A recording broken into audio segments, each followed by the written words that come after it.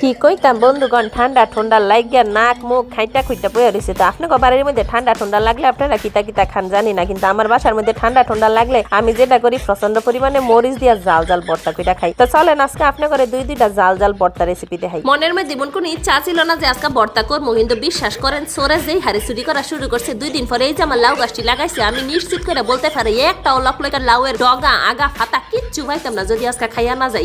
এর লেগে চিন্তা করলাম কয়টা লাউ ফাতা দিয়ে একটা ভর্তা বানাই নাই। আর ওই যে আমার যে বেগুনডি শিশু শিশু কচি কচি নাদান নাদান বেগুনডি লইয়া যাইতেছে গা, হেডির লগে একটা বইতে মারা বেগুন আমি বাজারেতে লই আইছিলাম। তো সেই বেগুনটা দিয়ে একটা ভর্তা বানাই খাওয়াই। তাছাড়া যেহেতু এখন শীতকাল এরকম চুলার ফারে বইসা বেগুনের উপরে এরকম তেল মালিশ কইরা মালিশ করতে করতে করতে করতে বেগুনটা এমন ফিসলা ফিসলা কইরা যেটা করবেন গরম গরম চুলার নিচে ছাইরা দিবেন। এই যে দেখেন ঠিক এইভাবে ছাইরা দেওয়ার পরে বেশিক্ষণ না, বিশ্বাস করেন এই বেগুনটারে যদি আমরা গ্যাসের চুলার মধ্যে ফুরাইতে যাই লাগবো আমাদের 15 মিনিট, কিন্তু এই বঙ্গবইঙ্গা মাটির চুলার মধ্যে যদি দিয়ে দেন মোটামুটি 5-6 মিনিটে বেগুনটা এমন ফোড়া ফোড়া হয়ে যাবে। লগে করে একটা টমেটো দিয়ে দিছিলাম। তো এই যে দেখেন টমেটো আর বেগুন সুন্দর করে একেবারে তামা তামা হয়ে গেছে গা। আর এই যে এই বেগুনের রেসিপিটা মানে এই বেগুন ভর্তাটা মানে পোড়া বেগুনের ভর্তার যে স্বাদ, ওরে বাইরে বাই, এটা কইলে আপনি জীবনেও অন্য কোনো চুলার মধ্যে কইরা শান্তি পাইতেন না। তারপরে অনেকে আবার বেগুন বাইজা ভর্তা বানান, হিটার স্বাদই আলাদা দুইটা করলে দুই রকমের স্বাদ, দুইটারে কিন্তু এক লগে আবার মিলাইতে যাইয়েন না। তো এই যে দেখেন এই ফোড়া ফোড়া বেগুনটার সুন্দর করে উপরে দিয়া যে পদার্থগুলো আছে এগুলারে সুন্দর করে সরাই ফেলবো। আর ওইদিকে নিজের কাছে তেলে ফাইরা আনছিলাম, বিলম্ব মনে আসেনি, হেডি রোটুনি শিক্ষা লব। আজকের বেগুন ভর্তাটা স্পেশাল এই কারণেই এই চুলার সামনে বইসা হাতের সামনে যেটা পাবো সেইটাই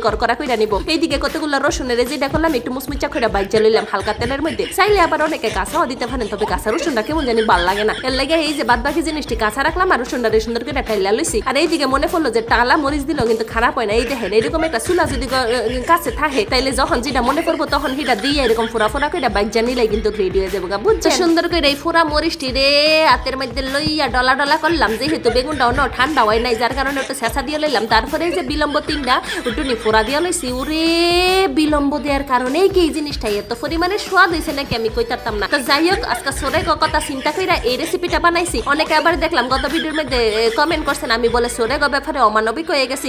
ঘটনাটা সত্য, সোরে ঘরে যদি চুরি করতে না দিই তাহলে কি হেতে সংসার চলবো? তো যাক আমি বেশি কিছু করি না, একটা বেগুন ভর্তা করছি আর যেটা করবো এখন একটা হুটকির ভর্তা করবো। হুটকির ভর্তাটা যেটা করবো লাউ পাতার ভিত্তে করবো। তো এই রেসিপিটা আমি আপনার ঘরে বহুবার দেখাইছি, কিন্তু বিশ্বাস করেন যতবার গ্রামের বাড়ির মধ্যে যাই এরকম লকলকা ফাতা মানুষের বাড়ির মধ্যে দেখতাম মানে জিবাটা লকলক করতে খাওয়ানো লাগে। তো এইবার যেহেতু নিজের বাড়ির মধ্যে নিজের জমির মধ্যে যেহেতু এরকম লকলকা ফাতা দেখছি, এখন কি আর চুরি করানোর কোনো দরকার আছে? আর আমি কি কখনো বলেছি আমি জীবনে চুরি করেছি?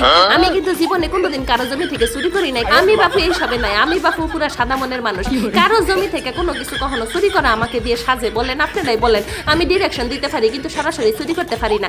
তো যাই হোক এদিকে ভর্তাটা দেখতে দেখতে রেডি হয়ে গেছে। তারপরে আমার জমির এইরকম লকলকা ফাতার মধ্যে এই ভর্তাটা দিয়া যেটা করবেন সুন্দর করে একটা বড়া দিবেন। আমগো দেশের বাসায় বড়া মানে হইতাছে এটাকে সুন্দর করে মুড়িয়ে নিতে হবে, মুড়িয়ে সুন্দর করে তেলের মধ্যে সেট করে ছেড়ে দিতে হবে। তো এই যে দেখেন আমগো দেশের বাসা আপনার দেশের বাসা হগল বাসায় কথা কইতে পারি, কোনো সমস্যা হয় না। তারপরে এই জিনিসটা ততক্ষণ পর্যন্ত মসমসায় বাঁচতে হবে যতক্ষণ পর্যন্ত এটা তেলে সেট সেট শব্দ বাইরে। বিশ্বাস করেন যে এইটা যখন হয়ে যাবে তখন এটা থেকে আর সেট সেট শব্দ বাইর হবে না। এইটা এরকম লেবার মতো পরে থাকবে কড়াইয়ের মধ্যে।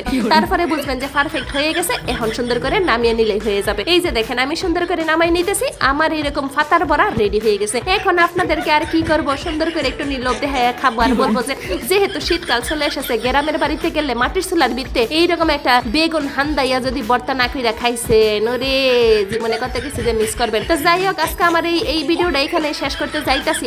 আর বিশ্বাস করেন ভর্তাটা যে ইমন স্বাদ হইছে এইটা আশা করি আমার চেহারা দিকে আপনারা বুঝতেছেন। তো কেডাই ভর্তা খাইতে পছন্দ করেন কমেন্ট করে জানাবেন। আর কিতা ভর্তা আপনারা আমার হাতে দেখতেছেন সেইটাও কমেন্ট করে জানাইতে পারবেন। দেখা হইতেছে আপনাদের লগে পরবর্তী ভিডিওতে। সেই পর্যন্ত আমার খানা দানা দেখতে থাকেন। Tata, good bye.